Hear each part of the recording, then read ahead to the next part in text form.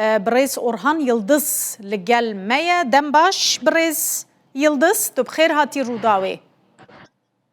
دم باش سپاس خودش بله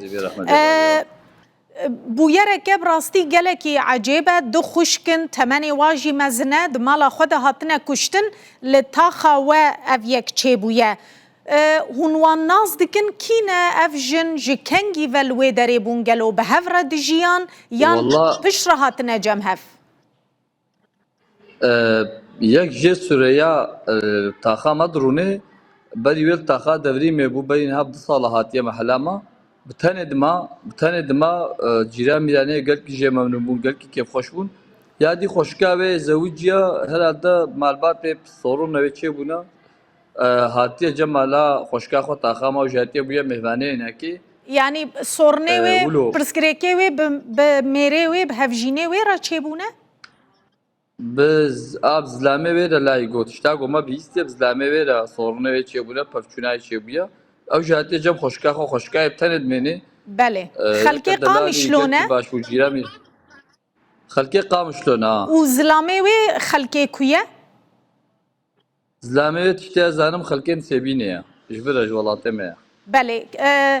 zlame ve hatiye ditin lkuye tu haber je hene gelo na walaj do vama xabar je nastan diye haya mejenina دبکو وی افتشت کربه تو گمان جته نکرن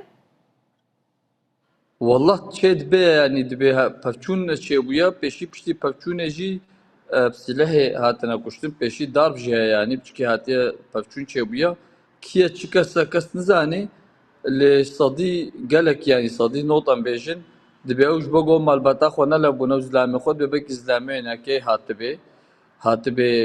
wê derê ji bo goybê ji bo pefçûn çêbê darb çêdibê werasıl têne kuştin em jî derengê şevê pêhsan şolê çepên sata malbat kesî xeber ji wan nestandiye ji Meraqa ji polîsa digerin ji zonekî acîlê digerin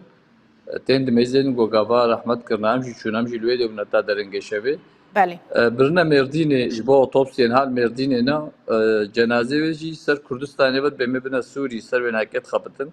بله عائله و نل ورنگلو yani aile her du jina nel nesebinene mame ve hana tabike ne ke pişti